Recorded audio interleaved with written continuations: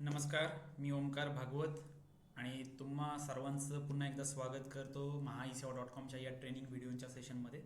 आजच्या व्हिडिओमध्ये आपण बघणार आहोत की ऑनलाईन लिव्ह अँड लायसन्स म्हणजेच रेंट ॲग्रीमेंटचा आपण ड्राफ्ट कसा बनवणार आहोत. तर डायरेक्टली आपण जाऊयात. सर्वप्रथम आपल्याला वेबसाईट ओपन करायची आहे. तर वेबसाईट कशी ओपन करायची, एक तर आपल्याकडे लिंक असेल, तुम्ही डायरेक्ट लिंक थ्रू ओपन करू शकता, किंवा IGR महाराष्ट्र मेन पेज हे टाईप केल्यानंतर पहिलीच लिंक येईल. त्या लिंकवर मेन पेज लिहिलेली जी पहिली लिंक आहे त्याच्यावर क्लिक करून IGRची वेबसाईट ओपन होईल, ज्याच्यावरती आपल्याला ड्राफ्ट बनवायचा आहे. ह्या वेबसाईटवर तुम्हाला डाव्या साईडला न्यू एंट्री दिसेल आणि उजव्या साईडला मॉडिफाय एंट्री असे दोन ऑप्शन आहेत. न्यू एंट्रीमध्ये जे नवीन ड्राफ्ट बनवायचे ते तुम्हाला इथं न्यू एंट्रीमध्ये त्याची एंट्री करायची आहे. आणि ऑलरेडी तुमचा ड्राफ्ट बनलेला आहे, त्याच्यात काही करेक्शन आहे किंवा ती फाईल सबमिट करायची आहे किंवा सबमिट केलेल्या फाईलचं तुम्हाला स्टेटस जाणून घ्यायचं आहे, तर ते तुम्हाला मॉडिफाय आणि व्ह्यू स्टेटसमध्ये करता येईल. तर आज आपण न्यू एंट्री करणार आहोत. न्यू एंट्रीमध्ये सर्वप्रथम तुम्हाला ऑप्शन दिसतं डॉक्युमेंट टू बी रजिस्टर्ड, कुठलं लिव्ह अँड लायसन्स. तर ही वेबसाईट लिव्ह अँड लायसन्सचीच आहे, त्यामुळे इथं हा ऑप्शन बाय डिफॉल्ट सिलेक्टेड आहे, तो आपल्याला चेंज करता येत नाही. दुसरा ऑप्शन आहे सिलेक्ट डिस्ट्रिक्ट ऑफ प्रॉपर्टी, म्हणजे प्रॉपर्टी कोणत्या जिल्ह्यामध्ये आहे ते सिलेक्ट करायचं आहे आपल्याला. जसं की मी पुण्याचं ॲग्रीमेंट करत आहे आता, तर पुण्याचं पुणे जिल्हा म्हणून सिलेक्ट करतोय. त्यानंतर तिसरा ऑप्शन आहे क्रिएट पासवर्ड. आता क्रिएट पासवर्डमध्ये तुम्हाला एक सांगायचं आहे, आवर्जून सांगायची गोष्ट म्हणजे की पासवर्ड हा तुमच्या प्रत्येक फाईलला एकच असावा, जेणेकरून तो तुम्हाला लक्षात ठेवण्याची गरज नाही प्रत्येक फाईलनुसार. जेव्हा केव्हा तुमचा कस्टमर परत तुमच्याकडे येईल, वर्षांनी 2 वर्षांनी त्यांनी फाईल मागितली, तरी तुमच्याकडे पासवर्ड परत शोधायची गरज नाही. फक्त टोकन नंबर तुम्हाला तुमच्या सिस्टीममधनं घेऊन इथं टोकन नंबर कॉपी पेस्ट करून पासवर्ड तुम्हाला माहिती असेल तो ऑलरेडी. सो आपण आपल्या सगळ्या फाईलला एकच पासवर्ड ठेवतोय. त्यानंतर परत पुढचा ऑप्शन आहे कन्फर्म पासवर्ड. तोच पासवर्ड तुम्हाला परत तिथं टाईप करायचा आहे. खाली कॅप्चा कोड दिलेला आहे, तर तो कॅप्चा कोड आपल्याला टाईप करायचा आहे आणि नेक्स्ट बटनवर क्लिक करायचं आहे.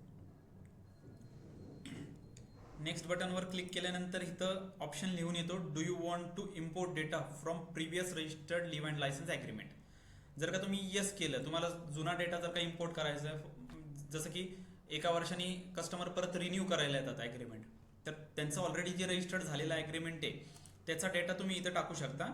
आणि थोडीफार डिटेल्स आपल्याला, म्हणजे निम्मा ॲग्रीमेंट तुमचं रेडी होतं, त्यात काय काय तुम्हाला मिळतं, तर प्रॉपर्टी डिटेल्स, ओनर आणि टेनंटच्या डिटेल्स बाय डिफॉल्ट फिल मिळतात, त्याच्यामध्ये फिल केलेल्या असतात, त्या तुम्हाला परत फिल करण्याची गरज नाही. पण जर का तुमच्याकडे नसेल, तुम्ही म्हणजे ॲग्रीमेंट नवीनच करताय, ऑलरेडी त्याचा जुना ॲग्रीमेंट नाही आहे, तर नोवर क्लिक करा. इथं एक नोट येते, this data of leave and licence will be shared with police department for tenant verification purpose. म्हणजेच काय, तुम्हाला टेनंट व्हेरिफिकेशन वेगळं करण्याची गरज नाही, म्हणजे ऑफलाईन जाऊन तिथं टेनंट व्हेरिफिकेशन करून घेण्याची आता गरज नाही, जे की आता तुम्ही ॲग्रीमेंट करतानाच तुमचं होणार आहे. सो पहिलं पेज ओपन होतो तो म्हणजे प्रॉपर्टी डिटेल्स. प्रॉपर्टी डिटेल्समध्ये आपल्याला काय टाकायचं आहे, तर डिस्ट्रिक्ट आपण ऑलरेडी सिलेक्ट केलेला आहे, तो चेंज करता येत नाही. तालुका सिलेक्ट करायचा आहे की तुमची प्रॉपर्टी कुठल्या तालुक्यामध्ये आहे, तर आपण सिलेक्ट केलं हवेली. कुठल्या विलेजची आहे, तर मी सिलेक्ट करतोय सांगवी. गावाचं नाव, ठीक आहे. प्रॉपर्टी इन एरिया म्हणजे काय, तर रुरल आहे का अर्बन एरियामध्ये आहे. रुरल म्हणजे अर्बन म्हणजे शहरी आणि रुरल म्हणजे ग्रामीण. तर जर का ग्रामपंचायत असेल तर तुम्हाला रुरल सिलेक्ट करायचं आहे, आणि जर का शहरी भाग आहे म्हणजे महानगरपालिकेचा भाग येत असेल तर तुम्हाला अर्बन सिलेक्ट करायचं आहे. आता अर्बनमध्ये तुम्हाला ऑप्शन दिसतील लोकल लिमिट टाईप, मग कॅन्टॉनमेंट, काउन्सिल आणि कॉर्पोरेशन. जर का तुम्ही कॉर्पोरेशन सिलेक्ट केलं तर पुणे जिल्ह्यामध्ये किती कॉर्पोरेशन आहेत त्यांची ऑटोमॅटिक इथं लिस्ट येते.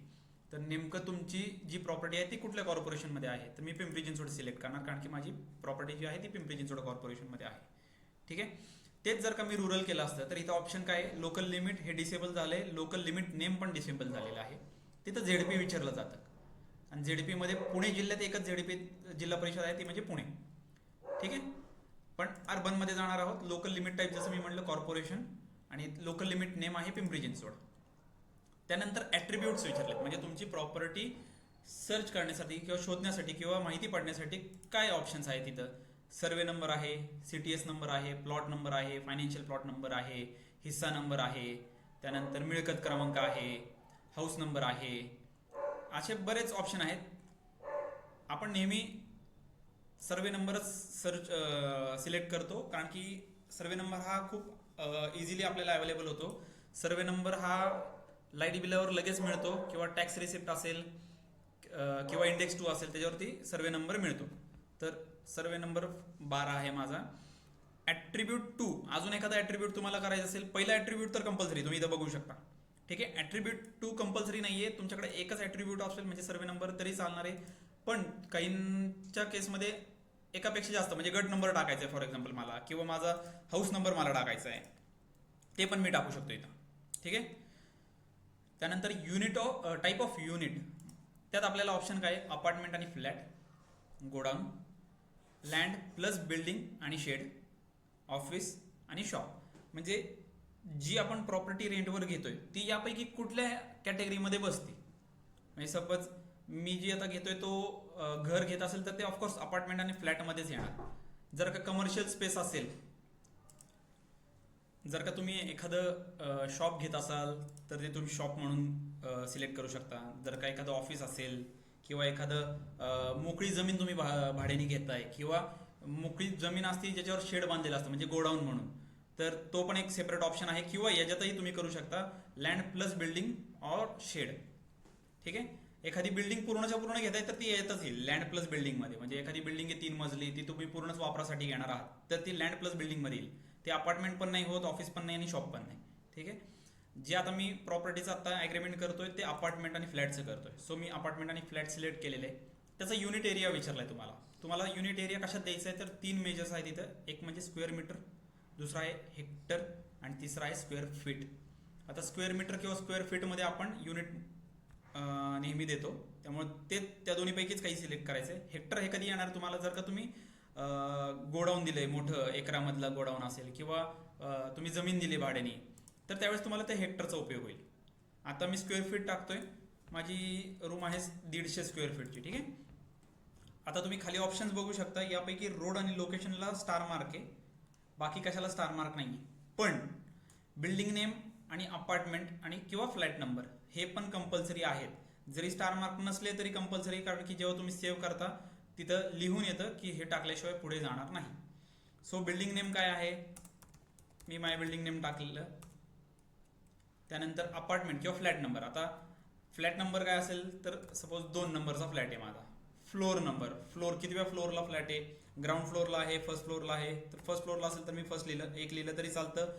FIRST म्हणजे असं ह्याच्यात लिहिले तरी चालणार आहे, असं नाही की न्यूमरिकच लिहिलं पाहिजे, तुमच्यावर आहे. त्यानंतर रोड, कुठल्या रोडला आहे, शितोळे नगर.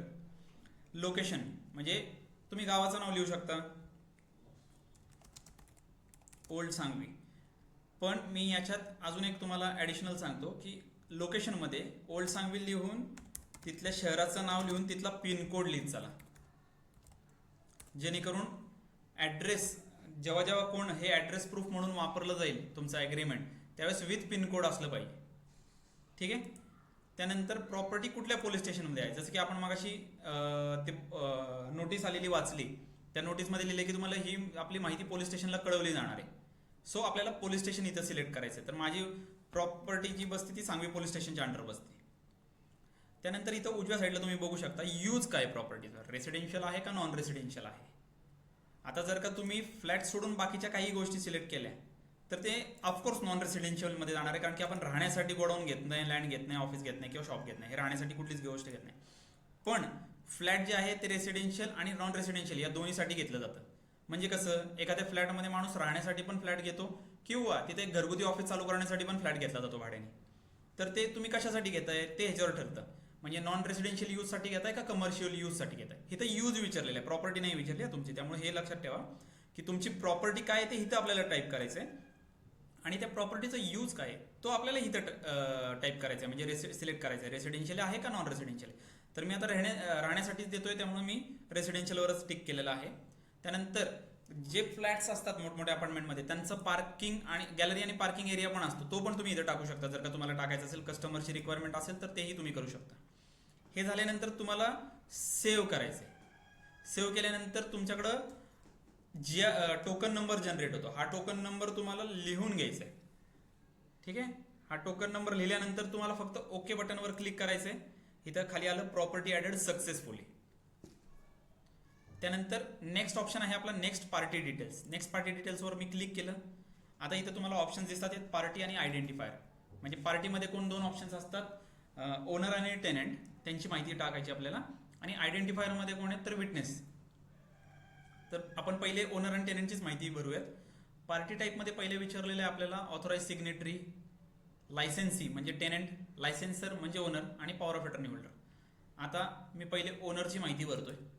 ठीक आहे. त्यानंतर पार्टी एंटिटी टाईप म्हणजे काय की पार्टी ही स्वतः आलेली आहे, इंडिव्हिज्युअल आहे. आता हे खालचे जे ऑप्शन्स आहेत प्रोप्रायटर वगैरे हे कधी तुम्हाला जे कंपनीच्या रिलेटेड आहेत. म्हणजे जर का तुम्ही एखाद्या कंपनीचा ॲग्रीमेंट करताय, म्हणजे एखाद्या कंपनीनी प्रॉपर्टी रेंटवर घेतली आहे, तर तुम्ही तिथं लिहू शकता. मग ती कंपनी कुठली आहे, प्रोप्रायटरशिप आहे, पार्टनरशिप आहे, लिमिटेड फर्म आहे, किंवा एखाद्या सोसायटीने घेतलेले आहे किंवा सोसायटीने दिलेले. तर त्या केसमध्ये आता आपण जे करतो आहे ते इंडिव्हिज्युअलचं ॲग्रीमेंट करतोय. म्हणजे एका इंडिव्हिज्युअल व्यक्तीने एक इंडिव्हिज्युअल व्यक्तीला फ्लॅट भाड्याने दिलेला आहे. सो आता ओनरच्या नावामध्ये मी डमी नाव टाकतो आता. ठीक आहे. सरनेम टाकलं पहिले, त्यानंतर फर्स्ट नेम आणि नंतर मिडल नेम. जेव्हा आपण इंग्लिशमध्ये टाकतो ऑटोमॅटिकली मराठीत येतं. फक्त लक्षात द्या की मराठीत जरी नाव चुकलं तरी काळजी करायची नाही, कारण की ॲग्रीमेंट हे इंग्लिशमध्येच आहे. त्यामुळं काही कस्टमर्सचा आग्रह असतो की मराठीत नाव चुकलंय तरी करेक्ट करून द्या. काही गरज नाही, त्यांना पण तुम्ही सांगू शकता की मराठीतलं नाव कुठं डिस्प्ले होत नाही, हे फक्त आणि फक्त आपल्या रेफरन्ससाठी आहे. त्यानंतर एज, आपल्याला जे ओनर आहे त्यांचं एज आपल्याला टाकायचं आहे. त्यानंतर त्यांचा जेंडर सिलेक्ट करायचा आहे, मेल आहे, फिमेल आहे, अदर आहे. ठीक आहे. मेल केला. त्यांचा पॅन नंबर,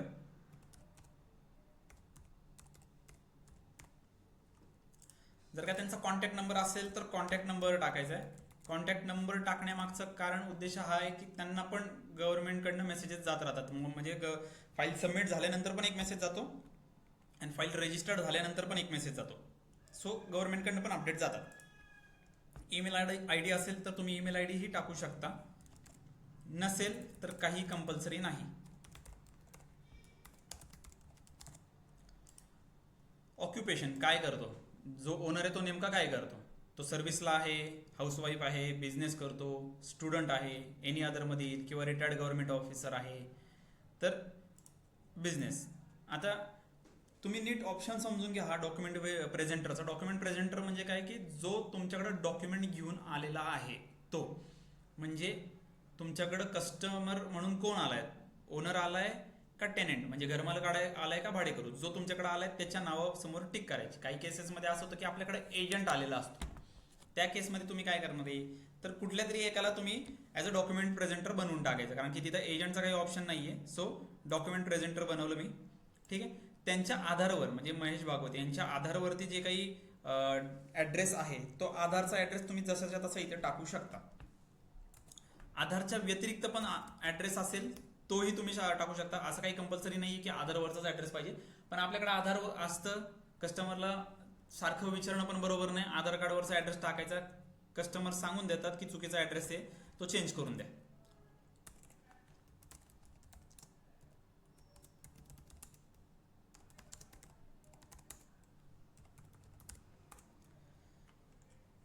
आता मी जसा पिनकोड टाकला, डिस्ट्रिक्ट आणि स्टेट हे दोन्ही ऑटोमॅटिक येतं, हे लक्षात घ्या.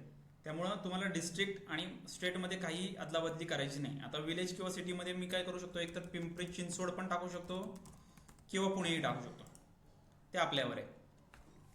आता प्रॉपर्टी झाल्यानंतर एक्झिक्युटिंग कोण एक्झिक्यूट करतंय, म्हणजे स्वतः त्यांच्या थ्रू का त्यांच्या पॉवर ऑफ अटर्नी थ्रू करतोय. आता स्वतः करतोय आपण, म्हणजे स्वतः इंडिव्हिज्युअल व्यक्तीचं करतोय जसं मी तुम्हाला म्हटलं. सो पूर्ण डिटेल्स टाकल्यानंतर सेव्ह करायचे आपल्याला. Party added successfully. आता कोण झालं, ओनर ॲड झालाय. आता सेकंड ऑप्शन आहे आपला टेनंट करायचं आपल्याला ॲड. तर मग ॲड पार्टी डिटेल्सवर क्लिक करायचे. पुन्हा एकदा पार्टी टाईपमध्ये आपल्याला आता टेनंट सिलेक्ट करायचं आहे. लायसेन्सी पहिले लायसेन्सरचं झालं, आता लायसेन्सी करतो आहोत आपण. तर पार्टी एंटिटी टाईपमध्ये काय येणार इथं, इंडिव्हिज्युअल. जसं मी मागशी म्हटलं इंडिव्हिज्युअलच करतोय आपण. आता जो भाडेकरू आहे किंवा जो टेनंट आहे त्याची डिटेल्स आपल्याला आता इथं टाईप करायचे आहे. त्याचं सरनेम, त्याचं फर्स्ट नेम, मिडल नेम नाही टाकलं तरी चालतं. ठीक आहे. परत जेंडर. आता एक जेंडरमध्ये जस्ट तुम्हाला एक दाखवून देतो. फिमेलवर जर का तुम्ही क्लिक केलं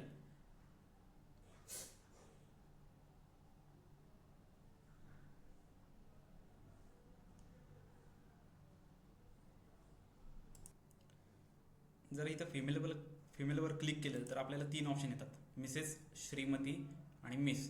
तर हे आपल्याला अकॉर्डिंगली तसं सिलेक्ट करायचं आहे, हेही लक्षात ठेवा. तर आता या केसमध्ये तर मेलच आहे, सो मी मेलवर क्लिक करतोय. त्यानंतर त्याचा पॅन नंबर असेल तर पॅन नंबर टाकू शकता.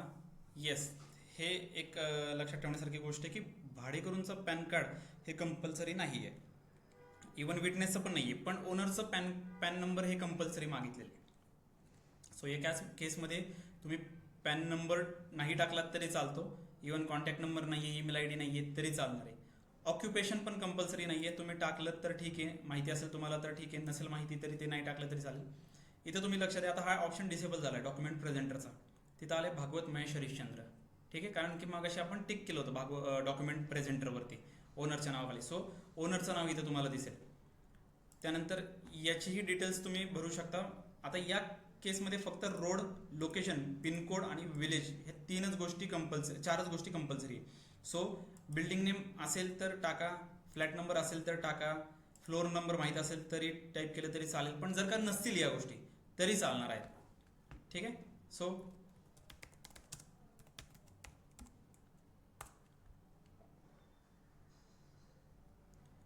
आता रोडला नाव काय ते बघायचं. जर का रोडला काय नाव असेल त्याच्यावर नसेल तर तिथलं आजूबाजूचं तुम्ही नियर बाय काही टाकू शकता. फॉर एक्झाम्पल नियर काही हॉस्पिटल असेल, स्कूल्स असतील, किंवा असं काहीतरी एखादं ठिकाण असेल जे की तिथं जेणेकरून ते माहिती पडेल असंही तुम्ही टाकू शकता, जर का त्या रोडला नाव नसेल तर.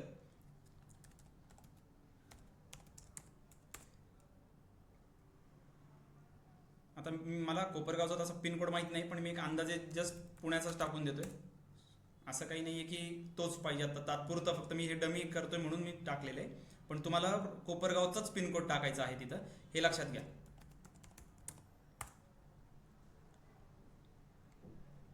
ते झाल्यानंतर परत ऑप्शन खाली एक्झिक्युटिंग तुम्ही म्हणजे सेल्फ करणार आहात का कोणा through, power of attorney through करणार. तर हा इंडिव्हिज्युअल म्हणजे सेल्फ आहे, त्यामुळं सेव्ह करतोय आपण. आता जेव्हा प्रोसेसिंग चालू असतं तेव्हा परत दुसरीकडे कुठं क्लिक करायचं नाही, हेही लक्षात घ्या, कारण की यांची वेबसाईट अशी डिझाईन आहे की तुम्ही त्या प्रोसेसिंगच्या दरम्यान जर का 1-2 वेळा चुकून क्लिक केलं तर लॉग आउट होऊ शकता.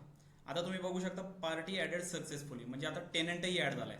आता काही केसेसमध्ये एकापेक्षा अनेक टेनंट असू शकतात, म्हणजे पूर्ण फॅमिलीचं नाव टाकायचं असतं त्यांना, किंवा जे भाडेकरू राहतात ते बॅचलर मुलं असतात, मग सगळ्या मुलांची नावं टाकायची असतात, सगळ्या मुलींची नावं टाकायची असतात, तर ते पण तुम्ही करू शकता. तर ॲड पार्टी डिटेल्सवर गेल्यानंतर पुन्हा इथं टेनंटच तुम्हाला सिलेक्ट करायचं आहे, ठीक आहे, तर तेही तुम्ही करू शकता. आता आपल्या केसमध्ये आपण 2च टेनंट आहे, एक ओनर आणि एक टेनंट असे 2च पार्टी आहेत. सो आता नेक्स्ट आपण जाणार आहोत आयडेंटिफायरकडे. तर आयडेंटिफायर म्हणजे विटनेसवर मी क्लिक केलेलं आहे.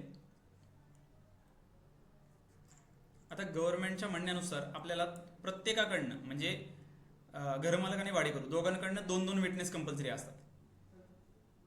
पण आपण काय करतो, आता इथं पहिलाच ऑप्शन आहे फॉर विच पार्टी, म्हणजे जो तुम्ही विटनेस देत आहात तो कोणत्या पार्टीसाठी आहे.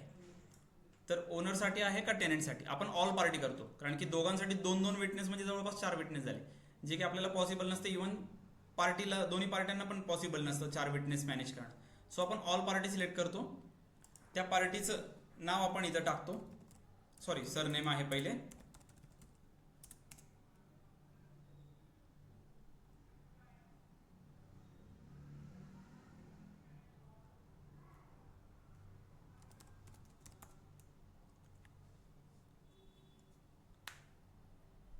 आणि त्याचं वय आपल्याला टाकायचं आहे. त्यानंतर त्याचा ॲड्रेस टाकायचा आहे.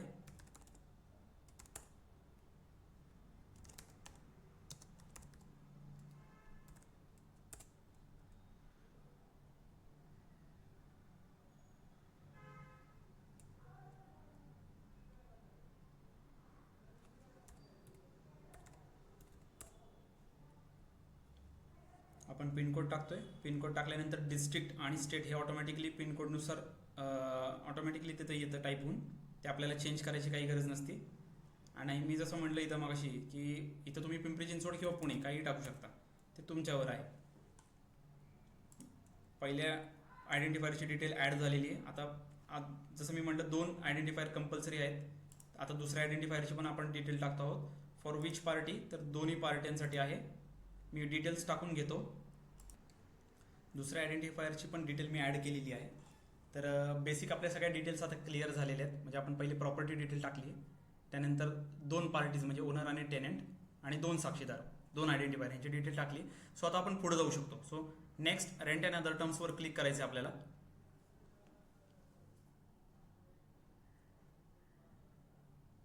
इथं पहिलं ऑप्शन्स आहे लायसन्स पिरियड, म्हणजे किती महिन्यांचा ॲग्रीमेंट आहे, मंथ्समध्ये लिहायचं आपल्याला. ठीक आहे, हे लक्षात घ्या. तर 11 महिन्यांचं ॲग्रीमेंट असतं. कोणत्या तारखेपासून दाखवायचं आहे, फ्रॉम असा ऑप्शन आहे. तर कोणत्या तारखेपासून आपल्याला ते दाखवायचं आहे, तर तारीख सिलेक्ट करायची. फॉर एक्झाम्पल 1 सप्टेंबरपासून दाखवायचं आहे, तर ते ऑटोमॅटिक 11 महिने कॅल्क्युलेट करून इथं एंड डेट येते. ठीक आहे. रिफंडेबल डिपॉझिट, किती डिपॉझिट आहे, 10,000 डिपॉझिट आहे, मी टाकलं. नॉन रिफंडेबल डिपॉझिट पण टाकू शकता, पण आपल्या इथं अशी कुठलीच प्रोसेस नाही की नॉन रिफंडेबल डिपॉझिट कोण घेत नाही. सो रिफंडेबल डिपॉझिट जे आहे ते 10,000.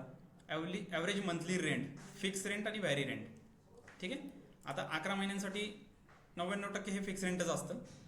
व्हॅरी रेंट त्यात होत नाही 11 महिन्यांमध्ये. करायचं असेल करू शकतो, पहिल्या 6 महिन्यांसाठी वेगळं, नंतर 5 महिन्यांसाठी वेगळं, जे काय ठरलेलं असेल त्यांचं. पण 11 महिने कोणी सहसा बदलत नाही रेंट. तर पहिल्या 11 महिन्यांसाठी मी फिक्स रेंटमध्ये 5,000 रुपये टाकलेले. इथं स्टॅम्प ड्युटी आणि रजिस्ट्रेशन फी कॅल्क्युलेट झालेली. आता स्टॅम्प ड्युटी कशी कॅल्क्युलेट होती ह्याच्यासाठी माझा सेपरेट व्हिडिओ आहे, तो तुम्ही बघू शकता. ठीक आहे. रजिस्ट्रेशन फी ह्याच्याबद्दल आता आपण बोलणार आहोत. रजिस्ट्रेशन फी ही 1,000 रुपये. तर ती 1,000 रुपये कशी काय ठरली, तर आपण पहिल्याच पेजवर प्रॉपर्टी डिटेल्सच्या पेजवर तुम्ही बघितलं असेल, रुरल आणि अर्बन असे 2 ऑप्शन होते, आणि आपण अर्बन म्हणजे शहरी भाग सिलेक्ट केला. तर शहरी भागाला, अर्बनला रजिस्ट्रेशन फी ही कंपल्सरी 1,000 आहे. आणि तेच त्याच्या अपोजिट जर का रुरल आपण सिलेक्ट केलं, म्हणजे ग्रामीण भाग, ग्रामपंचायत असेल, तर तिथं रजिस्ट्रेशन फी ही 500 रुपये आहे. स्टॅम्प ड्युटी ही रुरल आणि अर्बनच्या हिशोबाने कॅल्क्युलेट होत नाही. स्टॅम्प ड्युटी तुम्ही किती महिन्यांचं ॲग्रीमेंट आहे, डिपॉझिट किती आहे आणि तुमचं रेंट किती आहे याच्यावरती स्टॅम्प ड्युटी कॅल्क्युलेट होते. त्यामुळं स्टॅम्प ड्युटी आणि रजिस्ट्रेशन फीमध्ये गल्लत करू नका. Stamp duty registration rural fever calculate होत नाही. रजिस्ट्रेशन फी ही रुरल आणि अर्बनवर कॅल्क्युलेट केली जाते. त्यानंतर तुम्हाला पेमेंट करायला लागतं. आता पेमेंट कसं करायचं आहे त्याचाही आपला एक सेपरेट व्हिडिओ आहे, तो तुम्ही बघा. आता मी डायरेक्टली इथं GRN ॲड करतोय. आता आपण डायरेक्टली GRN आणि DHC हे दोन्ही मी आता ऑलरेडी सेव्ह केलेलं आहे. याच्यावरती माझा दुसरा व्हिडिओ आहे, तो तुम्ही बघू शकता की GRN कसं जनरेट करायचं, म्हणजे स्टॅम्प ड्युटी आणि रजिस्ट्रेशन फीचं पेमेंट कसं करायचं आहे आणि DHCचं पेमेंट कसं करायचं आहे. सो नेक्स्ट आपण बघणार आहोत डॉक्युमेंट एक्झिक्युटेड ॲट लोकेशन, म्हणजे कुठल्या लोकेशनला डॉक्युमेंट एक्झिक्यूट झालेलं आहे. तर मी तिथं टाईप करणार आहे पुणे. ठीक आहे. खाली ऑप्शन्स आहेत आपल्याकडे, पेमेंट डिटेल्स ऑफ डिपॉझिट, म्हणजे डिपॉझिटचे पेमेंट डिटेल्स आपल्याला टाईप करायचे आहेत की डिपॉझिट कसं घेतलेलं आहे. डिपॉझिट जर का कॅशमध्ये घेतले तर तुम्ही कॅश दाखवू शकता. डिमांड ड्राफ्ट म्हणजे DDने घेतला असेल तर डिमांड ड्राफ्टवर क्लिक करा. ऑनलाईन बँकिंग थ्रू घेतला असेल तर ऑनलाईन बँकिंग थ्रू, म्हणजे GPay असेल किंवा ऑनलाईन बँक ट्रान्सफर असेल तर हा ऑप्शन आहे. आणि चेकनी घेतला असेल तर आपल्याकडे हा ऑप्शन आहे चेकचा. ठीक आहे. चेकनी घेतला असेल तर काय येतं, कुठल्या बँकेचा चेक आहे, त्या बँकेची ब्रांच काय आहे, चेकचा नंबर, चेकची अमाऊंट आणि चेकचा डेट. त्यानंतर सेव्ह करायचं. आता आपलं जे डिपॉझिट आहे या केसमध्ये आता आपण डिपॉझिट कॅशमध्ये दाखवणार आहोत. तर कॅशमध्ये काहीच डिटेल नाही टाकायची, फक्त अमाऊंट आपल्याला टाकायला लागते. कॅशवर क्लिक केलेलं आहे मी.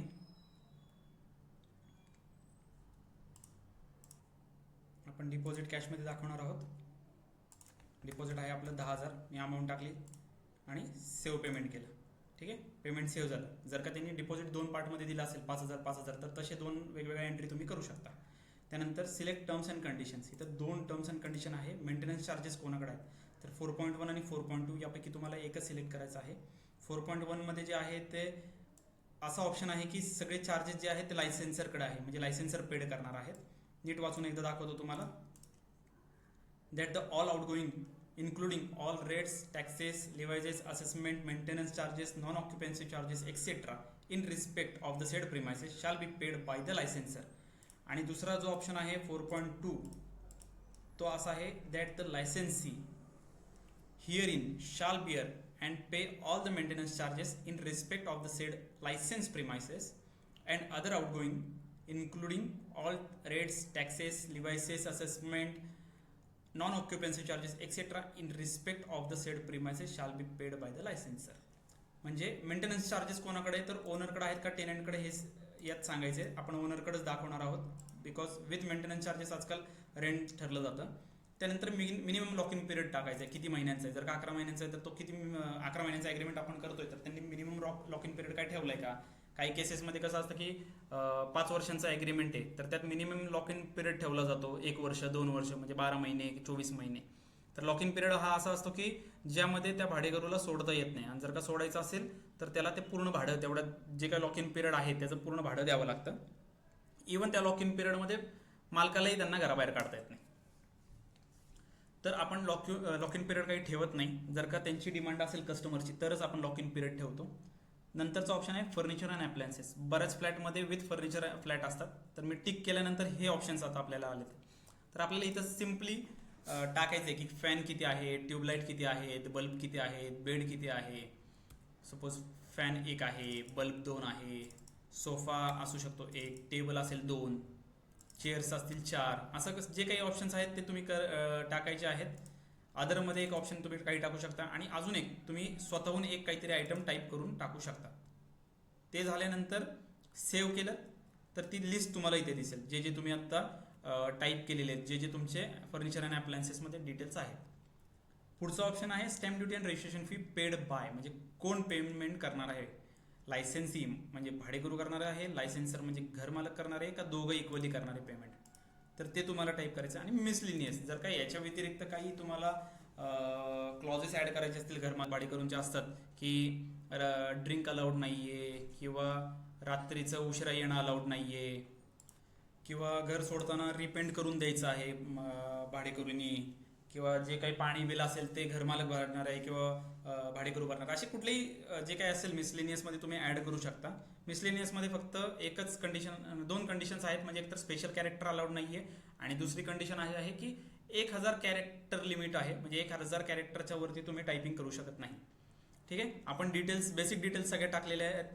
त्यानंतर मी सेव्ह बटनवर क्लिक करतोय. डिटेल्स सेव्ह सक्सेसफुली बघू शकता तुम्ही. ठीक आहे. आता कस्टमरला वाचण्यासाठी देण्यासाठी इथं व्ह्यू ड्राफ्ट डॉक्युमेंट म्हणून ऑप्शन आहे, त्याच्यावर तुम्हाला क्लिक करायचं आहे. हा ड्राफ्ट ओपन झालेला आहे.